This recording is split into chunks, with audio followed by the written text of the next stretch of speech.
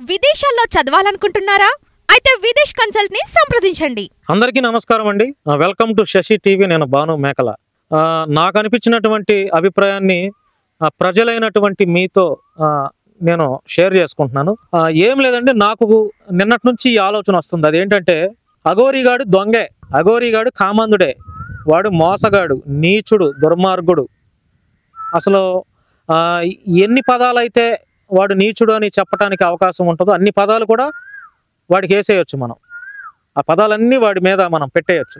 నీచుడు, దుర్మార్గుడు, దుష్టుడు, కామాంధుడు, గలీజ్గాడు, వేస్ట్ ఫెలో, మోసగాడు, చేటరు, ఇట్లా రకరకాలుగా. నేను ఒకటే చెప్తానండి, తల్లిదండ్రులు బిడ్డలను కంటారు. వాడు పెద్దయ్యాక లేకపోతే చదువుకొని మంచివాడి ప్రయోజకుడు అయితే గుడ్. లేదు, వాడు పోరంబోకులాగా తాగుమూతులాగా తిరిగి అమ్మాయిల వెంట తిరిగి గలీజ్ గలీని పనులు చేసి వాడు నాశనం అవ్వాలన్నా వాడి చేతిలోనే ఉంటుంది. అఘోరీగాడు చేసినటువంటి తప్పులకి, అఘోరీగాడు చేసినటువంటి ఆ పనులకి ఈరోజు అఘోరీగాడి తల్లిదండ్రులు ఎంత బాధపడతారండి, ఎంత బాధపడతారు. నిజంగా బాధపడుతున్నారు కూడా. ఎందుకంటే నేను మంచిర్యాల మన వారిని పంపించా, మన తెలిసిన వారిని పంపించా, అడ్వకేట్స్ని.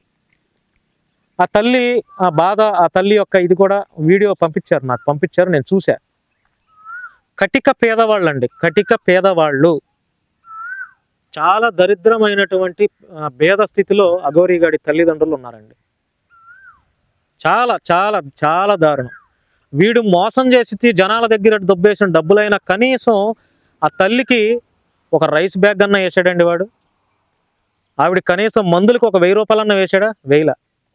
సో నేను చెప్పేది ఏంటంటే, ఒక మానవత్వంతో, ఒక హ్యూమానిటీతో ఆలోచన చేయండి. ఇది నాకు అనిపించినటువంటి అభిప్రాయం. దీనిపైన ఇది మంచి అభిప్రాయమా చెడు అభిప్రాయమా తెలియజేసేది మీరే, ప్రజలే. అఘోరీగాడి తల్లిదండ్రులు, వాడు ఎలాగో బొక్కలోకి వెళ్తాడు, జైలుకి వెళ్తాడు వాడు, అందులో డౌటే లేదు.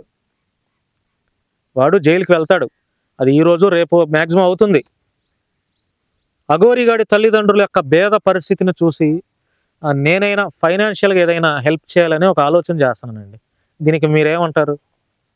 ఎందుకంటే తల్లిదండ్రులు బిడ్డలను కంటారండి, పిల్లల్ని కంటారు. వాడు సన్మార్గంలో వెళ్ళాలా లేకపోతే చెడు మార్గంలో వెళ్ళాలా అనేది వాళ్ళు ఏం చేస్తారండి చెప్పండి? ఏ తల్లిదండ్రులైనా పిల్లలు, వారి పిల్లలు, కడుపును పుట్టినటువంటి పిల్లలు మంచి మార్గంలో ఉండాలి, గొప్ప చదువులు చదవాలి, ఉన్నత స్థాయిలో ఉండాలి, మంచి జాబ్స్ చేయాలి, మంచి వివాహం చేసుకోవాలి, మంచి పెళ్లి చేసుకోవాలి, వాళ్ళు ఫ్యామిలీని లీడ్ చేయాలి అని ఏ తల్లిదండ్రులకైనా ఉంటుంది. ఎంత పేద కుటుంబానికైనా సరే ఈ ఆలోచనలు ఉంటాయి, ఎంత ఉన్నత స్థాయిలో ఉన్న వాళ్ళకైనా ఈ ఆలోచనలే ఉంటాయి. కటిగా పేదవాళ్ళు కూడా చదివిస్తున్నారు. మరి అఘోరీగాడికి చదువు అబ్బలేదేమో, మరి చదివిచ్చినా కూడా వీటి చదువు అబ్బలేదేమో. ఏదైనా మనం పాపం ఆ తల్లిదండ్రుల మనసులను దృష్టిలో పెట్టుకొని అఘోరీగాడి తల్లిదండ్రులకు ఏదన్నా ఫైనాన్షియల్గా ఏదైనా హెల్ప్ చేద్దామంటారా? దానికి మీ సపోర్ట్ కావాలి. అంటే హ్యూమానిటీతో. ఎందుకంటే సమాజంలో అందరూ తప్పులు చేస్తారండి. వాడు తప్పులు చేస్తున్నారు, ఆ తప్పులు చేసిన దానికి వాడు శిక్ష అనుభవిస్తాడు, అందులో ఎటువంటి సందేహం లేదు. చట్టం తన పని తాను చేసుకుపోతుంది.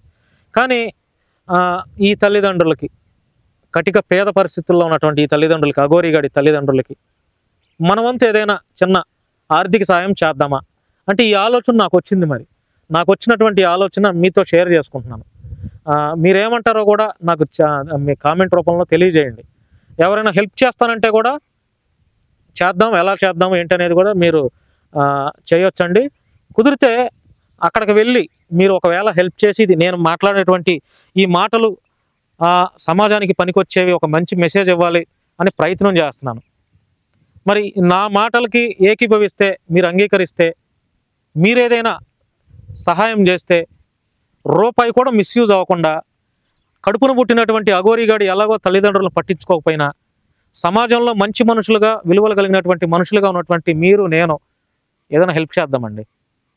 అది తోచిన అమౌంట్ కనీసం వాళ్ళకి రైస్ బ్యాగ్స్ అవి వేసినా కూడా హ్యాపీగా బాధ దిగులు లేకుండా, డబ్బులు లేవు అనే బాధ లేకుండా కడుపు నిండా 3 పూట్ల అన్నమైనా తింటారండి వృద్ధాప్యంలో ఉన్నటువంటి తల్లిదండ్రులు. వాళ్ళు కొడుకులు పట్టించుకుంటున్నారో లేదో తెలియదు. మరి వీడు చూస్తే గాలినా కొడుకులా తిరుగుతున్నాడు.